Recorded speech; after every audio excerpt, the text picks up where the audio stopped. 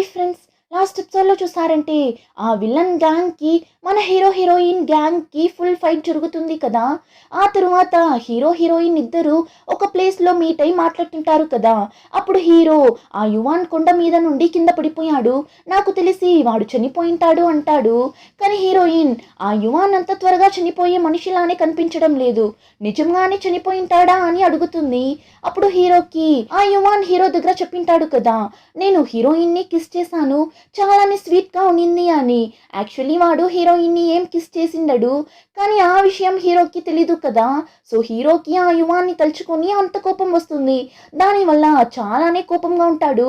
Heroine కూడా చూసి ఏమైంది, ఒకలా టెన్షన్గా ఉన్నట్లున్నారు, ఈ రోజంతా ఆ యువాన్ని నేనే పట్టి పెట్టుకొనిన్నాను, కానీ వాడి దగ్గర ఫైట్ చేసేటప్పుడు నా చేతికి గాయమైంది తెలుసా అని చూపిస్తుంటుంది. హీరో కూడా చూస్తాడు, వాడికి చాలానే బాధగా ఉంటుంది. నేను నిన్ని ఒంటరిగా పంపించకుండా ఉండాల్సింది, ఇదంతా నా వల్లనే, ఇంకా తరువాత ఏం జరిగినా సరే నేను నిన్ని వదలను అని చెప్పి హీరోయిన్ని ప్రేమగా చూస్తుంటాడు. ఇంకా చూస్తే నైట్ కూడా అయిపోతుంది, కానీ ఇద్దరు ఇంకా కూడా అక్కడే కూర్చొని మాట్లాడుతుంటారు. హీరోయిన్ చేతికి దెబ్బ తగిలింటుంది కదా, దానికి హీరో మందు వేస్తుంటాడు. అప్పుడు హీరోయిన్, మీరు ఇక్కడి నుండి వెళ్ళిపోతున్నారు కదా, మీకోసం డ్రెస్, షూ ఇంకా కొంచెం డబ్బులు రెడీ చేసి పెట్టిండాను, అదంతా తీసుకొని వెళ్ళండి అని చెప్పి అలానే ఏం చెప్తుంది, డివోర్స్ పేపర్స్ కూడా రెడీ చేసి పెట్టేశాను, మీరు ఫింగర్ ప్రింట్ పెట్టేశారు అంటే చాలు, అంతా అయిపోతుంది అంటుంది. ఆ మాట విని హీరోకి మండిపోతుంది. హీరోకి హీరోయిన్ని ఇక్కడే వదిలేసి వెళ్ళడానికి మనసు రావడం లేదు, హీరోయిన్ని కూడా పిలుచుకొని వెళ్దామని ఆలోచిస్తూ నింటాడు కదా. అలాంటిది ఇప్పుడు హీరోయిన్ ఇలా డివోర్స్ గురించి అంతా మాట్లాడడంతో వాడు టెన్షన్ అయి, ఇప్పుడు వాడు పర్లేదు నా గురించి ఇంతలా ఆలోచిస్తున్నావు కదా అని అడుగుతాడు. హీరోయిన్ కూడా, మీరు ఇక్కడి నుండి వెళ్ళిపోతున్నారు కదా, అందుకే అంతా ప్రాపర్గా చేసి పంపించాలి అని అనుకున్నా అని చెప్పగా, నా గురించి వదులు, నువ్వు ఫ్యూచర్లో ఏం చేయాలనుకుంటున్నావు అని హీరో అడిగినప్పుడు, నేను ఆల్రెడీ మీ దగ్గర చెప్పాను కదా, ఒక పిగ్ ఫామ్ని ఓపెన్ చేయాలి అని అంటుంది. అప్పుడు హీరో, నేను దాని గురించి అడగలేదు, నేను ఇక్కడి నుండి వెళ్ళిపోయిన తరువాత నువ్వు ఇంకెవరిని అయినా పెళ్లి చేసుకుంటావు కదా, దాని గురించే అడిగాను అని చెప్పగా, నేను ఇప్పటికీ దాని గురించి అంతా ఆలోచించలేదు అని హీరోయిన్ చెప్పినప్పుడు, నీకు ఎలాంటి అబ్బాయి కావాలో చెప్పు, నేనే నీకు అలాంటి ఒక అబ్బాయిని చూస్తాను అని హీరో చెప్తాడు. ఆ మాట విని హీరోయిన్ టెన్షన్ అయి ఇప్పుడు చాలానే కోపంగా మనసులోనే అన్నింటినీ పెట్టుకొని చాలానే స్టబన్గా అంతా లేని ఒక అబ్బాయే నాకు కావాలి అంటుంది. హీరోకి బాగానే అర్థమవుతుంది వాడిని మీన్ చేసే చెప్తుంది అని. వెంటనే వాడు కూడా, నేను పెళ్లి చేసుకుంటే నీలాంటి ఒక అమ్మాయిని మాత్రం పెళ్లి చేసుకోను, నాకు చాలానే సైలెంట్ అయిన ఒక అమ్మాయి కావాలి, ఇల్లుని పిల్లల్ని మంచిగా చూసుకునే ఒక అమ్మాయి నాకు ఇష్టం, అలాంటి ఒక అమ్మాయిని నేను పెళ్లి చేసుకుంటాను అంటాడు. ఇద్దరికి జెలస్ పీక్స్ కి వెళ్ళి ఇలా అంతా మాట్లాడుతుంటారు. ఇంకా హీరోయిన్, ఎంత ఉన్నా ఇద్దరం కొన్ని రోజులు కలిసి ఉన్నాం కదా, సో నాకు నచ్చిన అబ్బాయి దొరకాలి అని విష్ చేయండి అంటుంది. ఆ మాట వినగానే హీరోకి అంతలా మండిపోతుంది, అయినా కూడా కోపంగా, ఖచ్చితంగా నీకు నచ్చినట్లు ఒక మంచి అబ్బాయి దొరుకుతాడు అని చెప్తాడు. ఇప్పుడు హీరో అలా చెప్పగానే హీరోయిన్ కి కూడా కోపం వస్తుంది. ఇద్దరు ఒకరిని ఒకరు అంత డీప్ గా లవ్ చేసుకుంటున్నారు, కానీ ఓపెన్ గా మాట్లాడుకోకుండా ఇలా అంతా మాట్లాడుకుంటుంటారు. ఇంకా హీరోయిన్ కోపంగా, సరే అయితే నేను వెళ్తున్నా అని అక్కడి నుండి వెళ్తుంటుంది. అప్పుడు హీరో ఏమనుకున్నాడో ఏమో, వాడి లవ్ ని ఎలా ఎక్స్ప్రెస్ చేయాలో తెలియక వెళ్తున్న హీరోయిన్ ని లాగి పట్టుకొని కిస్ చేస్తుంటాడు, ఫోర్స్ చేసే కిస్ చేస్తుంటాడు. దానివల్ల హీరోయిన్ హీరోని దూరం తోసి, ఏమనుకుంటున్నావు నువ్వు నన్ను వదిలి వెళ్ళిపోతున్నావు కదా, మరెందుకు ఇలా నా మీద అడ్వాంటేజ్ తీసుకుంటున్నావు అని అడుగుతుంది. వాడు, నీ మీద అడ్వాంటేజ్ తీసుకొని నీ దగ్గర తప్పుగా నడుచుకోవాలి అని అనుకుంటే నేను ఇన్ని రోజులు వెయిట్ చేయాల్సిన అవసరమే లేదు, నీకు ఆ మిన్లాగా బాగా చదివేసి గవర్నమెంట్ జాబ్ కి వెళ్ళే అబ్బాయిలు మాత్రమే నచ్చుతారా ఏంటి అని అడుగుతాడు. ఆ మాట విని హీరోయిన్ హీరో చంప మీదనే ఒక్కటిస్తుంది, వాడికి రక్తం కూడా వచ్చేస్తుంది. హీరో అలా చెప్పడంతో హీరోయిన్ కి చాలానే బాధగా అయిపోతుంది. హీరోని కోపంగా చూసి ఏం మాట్లాడలేక అక్కడి నుండి వెళ్తుంటుంది. అయినా హీరో వదిలేలా లేడు, మళ్ళీ హీరోయిన్ ని లాగి పట్టుకొని కిస్ చేస్తుంటాడు. అంతే, హీరోయిన్ ఇప్పుడు కత్తిని తీసి హీరో మెడ మీద పెట్టి, నువ్వు అనుకున్నప్పుడంతా ఇక్కడి నుండి వెళ్ళిపోతున్నా అని చెప్తావు, ఆ తరువాత నీకు ఇష్టం వచ్చినప్పుడు నన్ను కిస్ చేస్తావా అని అడగ్గా, వాడు దగ్గరకు వెళ్ళి, నాకు చాలా శత్రువులు ఉన్నారు, ఒకటి వాళ్ళు చావాలి, లేకపోతే నేను చావాలి, దానివల్ల నా కోసం ఒక 1 year మాత్రం వెయిట్ చేయి, ఒకవేళ నేను తిరిగి రాలేదు రాలేదు అంటే నువ్వు ఇంకెవరిని అయినా పెళ్లి చేసుకో, ఒకవేళ నేను ప్రాణాలతో తిరిగి వచ్చేసాను అంటే మనం మళ్ళీ పెళ్లి చేసుకుందామని చెప్తుంటాడు. కానీ అంతలో హీరోయిన్, నేనెందుకు నీకోసం వెయిట్ చేయాలి, ఆ మిన్ చాలానే మోసమైన వాడు అని నువ్వు ఎప్పుడూ చెప్తూనే ఉంటావు, కానీ ఇప్పుడు నువ్వు మాత్రం నా దగ్గర ఇలా నడుచుకున్నావు, ఫోర్స్ చేసి నన్ను కిస్ చేసి నేను నచ్చాను అని చెప్తున్నావు, అలాంటి మీకోసం నేనెందుకు వెయిట్ చేయాలి అని చెప్పి హీరోయిన్ అక్కడి నుండి వెళ్ళిపోతుంది. హీరోకి అయితే చాలానే బాధగా ఉంటుంది. హీరోయిన్ ని కిస్ చేసినప్పుడు హీరోయిన్ జుట్టుకి ఉన్న రిబ్బన్ హీరో చేతికి వచ్చేసి ఉంటుంది. ఇప్పుడు దాన్ని చూసి ఫీల్ అవుతూ అలానే అక్కడే కింద పడి, నువ్వు నన్ను ఈ ప్లేస్లో నుండే కాపాడి పిలుచుకుని వెళ్ళావు, ఇప్పుడు మళ్ళీ ఈ ప్లేస్లోనే నన్ను వదిలేసి వెళ్ళిపోతున్నావు కదా అని చెప్పి హీరో అంతలా ఫీల్ అవుతుంటాడు. ఇంకా అలానే నెక్స్ట్ డే మార్నింగ్ చూపిస్తారు. హీరోయిన్ ఊర్లో నుండి వెళ్ళిపోతుంటాడు. ఇప్పుడు గుర్రంలో వాడి మనుషులతో కలిసి వెళ్తుంటాడు. హీరో వెళ్తున్న ఆ ప్లేస్లో నుండి హీరోయిన్ ఇల్లు బాగానే కనిపిస్తున్నట్లుంది. సో అలానే ఆ ప్లేస్లోనే ఆగి హీరోయిన్ ఇల్లునే చూస్తుంటాడు. ఆ టైం ఇక్కడ హీరోయిన్ కూడా విండోలో నుండి చూస్తుంది.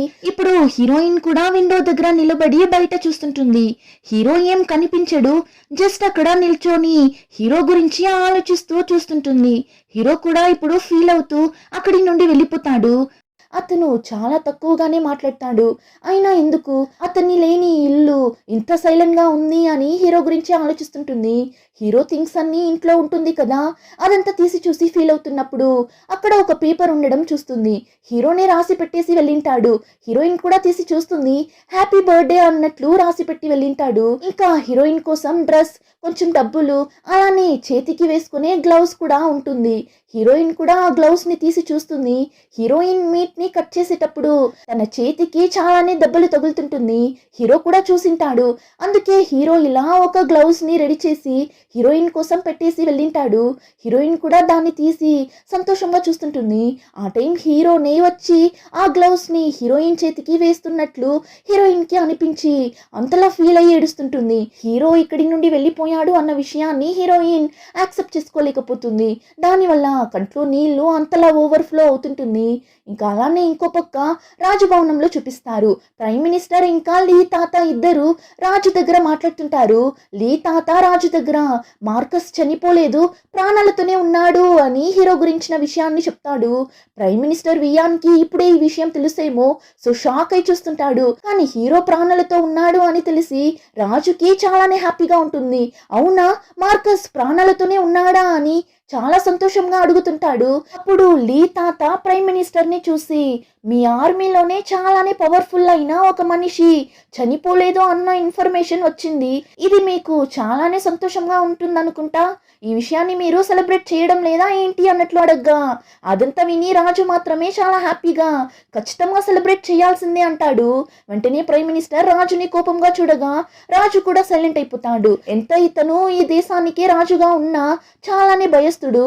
అంతేకాకుండా పవర్ మొత్తం ప్రైమ్ మినిస్టర్ చేతిలోనే ఉండడం వల్ల ప్రైమ్ మినిస్టర్ అంటే రాజుకి చాలానే భయం. ఇంకా అలానే ఇక్కడ కట్ చేసి హీరోయిన్ ఊరిని చూపిస్తారు. ఆ ఊర్లో ఉన్న మగవాళ్ళందరినీ చిన్న ముసలి అని తేడా లేక అందరినీ ఆర్మీ వాళ్ళు వచ్చి బలవంతంగా లాక్కొని వెళ్తుంటారు. ఏమంటే త్వరలోనే యుద్ధం జరగబోతుంది, దానికి సైన్యంలో మనుషులు సరిపోలేదు అని చెప్పి ప్రైమ్ మినిస్టర్ వియానే ఇలా ప్రతి ఇంట్లో నుండి ఒక మగాడు యుద్ధం చేయడానికి రావాలి అని చెప్పడంతో ఇలా సోల్జర్స్ అన్ని గ్రామాలకి వెళ్ళి ఇంట్లో ఉన్న మగవాళ్ళని లాక్కుని వెళ్తుంటారు. అలా హీరోయిన్ ఊరికి కూడా వచ్చి పిలుచుకుని వెళ్తుంటారు. ఆ ఊర్లో ఉన్న లేడీస్ అందరూ ఏడుస్తూ వాళ్ళ వెనకాలే వెళ్తుంటారు. ఇంకా మా ఆంటీ ఇంట్లో ఉన్నది మా ఆంటీ హస్బెండే కదా, సో అతన్ని కూడా పిలుచుకుని వెళ్తుంటారు. మా ఆంటీ అయితే ఏడుస్తూ వెనకాలే వెళ్తుంటారు. ఆ అంకుల్ మా ఆంటీకి సిల్వర్ లో ఒక బ్రేస్లెట్ ని కొనిచ్చింటాడు. దాన్ని ఇప్పుడు అంకుల్ చూసి, నేను మాత్రం ఆర్మీలో నుండి ప్రాణాలతో వచ్చేసాను అంటే నీకు గోల్డ్ లోనే ఒక బ్రేస్లెట్ ని కొనిస్తాను అని చెప్పగా, నాకు అదంతా ఏం వద్దు, నువ్వు సేఫ్ గా తిరిగి వస్తే నాకు అదే చాలు అని చెప్పి మా ఆంటీ అంతలా ఏడుస్తూ అంకుల్ తో పాటు వెళ్తుంటారు. అలానే జిన్ని వాడి గ్యాంగ్ ని కూడా పిలుచుకుని వెళ్తుంటారు. అందరూ కూడా వాళ్ళ ఫ్యామిలీస్ ని వదిలేసి వెళ్ళిపోతున్నామని ఫీల్ అవుతూనే వెళ్తుంటారు. నేను ఇక్కడి నుండి వెళ్ళిపోతే మా అమ్మని ఎవరు చూసుకుంటారు, మా అవ్వని ఎవరు చూసుకుంటారు, మా చెల్లిని ఎవరు చూసుకుంటారు అని అందరూ ఫీల్ అవుతూనే వెళ్తుంటారు. ఇప్పుడు అక్కడ మా ఆంటీని చూసేసి వెంటనే ఆంటీ దగ్గరకు వెళ్ళి చెంజున్ దగ్గర చెప్పి మా ఫ్యామిలీని చూసుకోమని చెప్పండి అని ఆ ఆంటీ కాళ్ళ మీదనే పడి ఏడుస్తుంటారు. హీరోయిన్ ఊర్లో లేనట్లుంది, తనకి ఇక్కడ జరుగుతున్నది ఏది కూడా తెలియదు. ఇంకా ఆ ఊర్లోనే అనే ఒక లేడీ ఉంటారు కదా, హీరోయిన్ అన్లక్కీ అని చెప్తూ తిరుగుతూ నింటారే, ఆ లేడీ ఇప్పుడు ఆ మిన్ వాళ్ళ అమ్మ దగ్గరకు వెళ్ళి నా కొడుకు ఆల్రెడీ చనిపోయాడు, ఇప్పుడు నాకంటూ ఉన్నది నా మనవడు మాత్రమే, వాణ్ణి కూడా ఆర్మీకి పిలుచుకుని వెళ్తున్నాము అని చెప్తున్నారు. నువ్వే జడ్జి దగ్గర మాట్లాడి ఎలా అయినా నా మనవన్ని పిలుచుకుని వెళ్ళనట్లు చెయ్యాలి అని ఆ మిన్ వాళ్ళ అమ్మ కాళ్ళ మీదనే పడి అంతలా ఏడుస్తుంటారు. కానీ ఆ మిన్ వాళ్ళమ్మ ఇదంతా దేశం కోసం చేసే త్యాగమే కదా, ఇంటికి ఒకరిని పంపించాలి అంటే పంపించి తీరాల్సిందే కదా, దానివల్ల నేనేం చెయ్యలేను అంటుంది.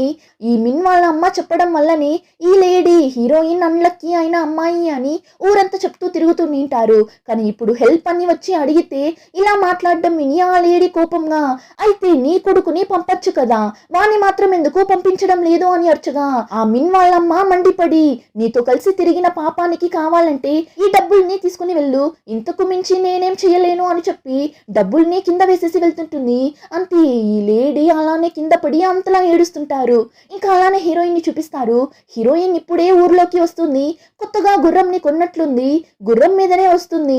కానీ ఊరంతా చాలానే గందరగోళంగా కదా ఉంది. సో ఏం అర్థం కాక చూస్తుంటుంది. అప్పుడే ఆంటీ అక్కడ కూర్చొని ఏడవడం చూసి ఆంటీ దగ్గరకు వెళ్ళి ఏమైంది అని అడగ్గా మా ఆంటీ కూడా ఏడుస్తూ, నువ్వు కాస్త ముందు వచ్చింటే మీ అంకుల్ని చూసిండొచ్చు కదా అని చెప్పగా ఇప్పుడే హీరోయిన్ కి కూడా ఏం జరిగింది అని తెలుస్తుంది. అప్పుడు అక్కడికి కొంతమంది సోల్జర్స్ వచ్చి హీరోయిన్ ఇంటి ముందు నిలబడి ఈ ఇంట్లో నుండి మనిషి వెళ్ళాడా లేదా అన్నట్లు అడుగుతుంటారు.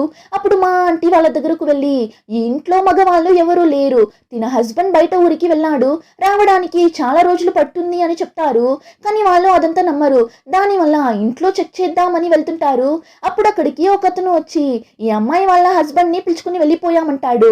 ఆ మాట విన్న హీరోయిన్ షాక్ అయ్యి ఏం చెప్తున్నారు, నా హస్బెండ్ ని పిలుచుకుని వెళ్ళిపోయారా అని అడగ్గా అతను నీ హస్బెండ్ పేరు యాన్జంగే కదా, అతన్ని ఎప్పుడో పిలుచుకుని వెళ్ళిపోయాము అంటారు. యాక్చువల్లీ ఆ ఊరి వాళ్ళ లిస్ట్ లో హీరో పేరు కూడా ఉంటుంది, చెన్యూన్ హస్బెండ్ యాన్జంగ్ అని, అందుకే వాళ్ళు వచ్చి ఇలా మీ హస్బెండ్ ని కూడా పిలుచుకుని వెళ్ళిపోయామంటారు. అప్పుడు హీరోయిన్, నా హస్బెండ్ అతన్ని డ్రెస్ ఇంకా థింగ్స్ అని ఏది తీసుకుని వెళ్ళలేదు, నా హస్బెండ్ ని వెళ్లే దారిలోనే పిలుచుకుని వెళ్ళిండాలి, సో నేను నా హస్బెండ్ ని చూడగలనా అని అడుగుతుంది. అతను లేదు, వాళ్ళు చాలా దూరం వెళ్ళిపోయింటారు, దానివల్ల చూడలేరు అన్నట్లు చెప్పగా వెంటనే హీరోయిన్ హీరో డ్రెస్ ఇంకా థింగ్స్ అన్ని ప్యాక్ చేసుకుని హీరోని చూడటానికి గుర్రం మీద ఫాస్ట్ గా వెళ్తుంటుంది. సిటీ గేట్ వరకు వెళ్ళిపోతుంది. ఆ తరువాత అక్కడ ఉన్న సోల్జర్స్ హీరోయిన్ ని వదలనంటున్నారు. హీరోయిన్ కూడా చాలానే డల్ గా తిరిగి వెళ్తుంటుంది. అప్పుడే అక్కడికి వచ్చిన అంకుల్ హీరోయిన్ ని చూసి పిలుస్తాడు. ఇప్పుడు హీరోయిన్ కి అంకుల్ ని చూడగానే అంతలా ఏడుపుస్తుంది. ఆ అంకుల్ కూడా అరే నాకేం కాదుమా, నువ్వు ఏడ్చకు, ధైర్యంగా ఇంటికి వెళ్ళుమా అంటాడు. అప్పుడు హీరోయిన్ తన దగ్గర ఉన్న గుర్రాన్ని అంకుల్ దగ్గర ఇచ్చి ఇది మీ దగ్గర ఉంటే యూస్ఫుల్ గా ఉంటుంది, దీన్ని మీరే పెట్టుకోండి అని చెప్పి ఇచ్చి అలానే హీరో థింగ్స్ ని కూడా ఇస్తుంది. మీరు యాన్జంగ్ ని చూసారు అంటే వాడి దగ్గర ఇచ్చేసేయండి అని చెప్పి చాలానే డల్ గా అక్కడి నుండి వెళ్తుంటుంది. ఇంకా ఇక్కడ అలానే కట్ చేసి హీరోని చూపిస్తారు. చాలా రోజుల తరువాత ఆర్మీకి వస్తున్నాడు కదా, సో సోల్జర్స్ అందరూ హీరోని అంత ఖుషిగా వెల్కమ్ చేస్తుంటారు. హీరో అయితే గుర్రం మీద ఆర్మీ డ్రెస్ అంతా వేసుకొని అలానే మాస్ గా వస్తుంటాడు. ఇంకా హీరో లోపలికి రాగానే నిన్న నైట్ హీరోని హీరోయిన్ కొట్టినప్పుడు బ్లడ్ వచ్చి గాయమైంటుంది కదా, సో దాన్ని చూసి ఆర్మీలో హీరో కంటూ చాలానే క్లోజ్ గా విశ్వాసంతో ఉండే నలుగురు మనుషులు ఉంటారు. వాళ్ళు ఇప్పుడు అడుగుతుంటారు, మార్కస్ ఏమైంది, మీ ముఖం మీద ఏంటా గాయం అని అడుగుతుంటారు. అప్పుడు పక్కన ఉన్న సాంగ్ ని చూసారంటే ఏముంది, తన వైఫే కొట్టింటుంది అని హీరో మీద ఫన్ చేయగా హీరో కూడా నోరు మొయ్యరా నువ్వు అన్నట్లు చెప్తుంటాడు. ఆ తరువాత హీరో సాంగ్ ఇద్దరు ఆ క్యుమిన్ ఇంకా యువాన్ గురించే మాట్లాడుతుంటారు. వాళ్ళ ఆర్మీ అటాక్ చేయడానికి వస్తున్నట్లు ఇన్ఫర్మేషన్ వచ్చింది, సో మనం కూడా మన సైన్యంతో రెడీగా ఉండాలి అని హీరో సీరియస్ గా చెప్తుంటే సాంగ్ అప్పుడు కూడా నిజం చెప్పు, నిన్ని చెంగ్యూనే కదా కొట్టింది అన్నట్లు అడుగుతుంటాడు. హీరో అయితే సాంగ్ చెయ్యిని పట్టి తిప్పుతుంటాడు, నువ్వు సైలెంట్ గానే ఉండవారా అని. ఇంకా ఆ టైంలోనే హీరోయిన్ ని చూపిస్తారు. యూ హీరోయిన్ ని చూడటానికి వచ్చింటుంది. యూని హీరోయిన్ కాపాడేసినట్లుంది. ఇంకా చాలా ప్రాబ్లమ్స్ జరిగింది కదా, అంతేకాకుండా యూ దగ్గర పనిచేసే ఒక లేడీని ఆ క్యూమిన్ చంపేశాడు కదా, దానివల్ల యూ ఇంకా తరువాత ఈ ఊర్లో ఉండడం సేఫ్ కాదు అని చెప్పి బోయాన్ని పిలుచుకొని వేరొక ఊరికి వెళ్ళిపోదామని డిసైడ్ అయి ఉంటుంది. సో ఇప్పుడు హీరోయిన్ దగ్గర ఆ విషయం చెప్పి నీ హస్బెండ్ ని కూడా ఆర్మీకి పిలుచుకొని వెళ్ళిపోయారు కదా, సో నువ్వు జూహీని పిలుచుకొని నాతో పాటు వచ్చేస్తావా అని అడుగుతుంది. కానీ హీరోయిన్ మా ఆంటీకి ఆ అంకుల్ ని వదిలితే ఇంకెవరూ లేరు, ఇప్పుడు అంకుల్ ని కూడా పిలుచుకుని వెళ్ళిపోయారు, సో ఇప్పుడు ఆంటీకి తోడుగా ఉన్నది నేను మాత్రమే, మాత్రమే, అంతేకాకుండా నా హస్బెండ్ మళ్ళీ తిరిగి వచ్చినప్పుడు నేను ఖచ్చితంగా ఇక్కడ ఉండాలి, సో నేను రాలేను, మీరు సేఫ్గా వెళ్ళండి అని చెప్తుంది. యూ కూడా సరే అని చెప్పి బోయాన్ని పిలుచుకొని అక్కడి నుండి వెళ్ళిపోతుంది. బోయాన్ కూడా జూహీకి బాయ్ చెప్పి వెళ్ళిపోతాడు. జూహీకి అయితే చాలానే బాధగా ఉంటుంది. హీరో పక్షి ఉంటుంది కదా, ఆ పక్షి అంటే జూహీకి చాలానే ఇష్టం కదా, సో ఇప్పుడు దాని గురించి చెప్తుంటుంది. ఆ పక్షి మనల్ని వదిలేసి వెళ్ళిపోయింది, జెంగ్ ఇంకా అంకుల్ ఇద్దరు కూడా వెళ్ళిపోయారు, ఇప్పుడు బోయాన్ కూడా వెళ్ళిపోయాడు అని చెప్పి అంతలా ఏడుస్తుంటుంది. అప్పుడు హీరోయినే, నీకు నేను మా ఆంటీ ఉన్నాం కదా, ఏడ్వకు అని చెప్పి ఓదార్చుతుంటుంది. ఇంకా ఇక్కడ అలానే కట్ చేసి ఆ యువాన్ని చూపిస్తారు. ఈ యువాన్ ఆ కొండ మీద నుండి కింద పడినా చనిపోలేదేమో, ప్రాణాలతోనే ఉంటాడు, సో వీడు ప్రాణాలతోనే ఉన్నాడు అన్నట్లు చూపించి ఈ ఎపిసోడ్ని ఇక్కడ కంప్లీట్ చేస్తారు. రిమైనింగ్ స్టోరీని నెక్స్ట్ ఎపిసోడ్లో చూద్దాం. ఇంకా ఈ వీడియో నచ్చితే like, share and subscribe. Thank you.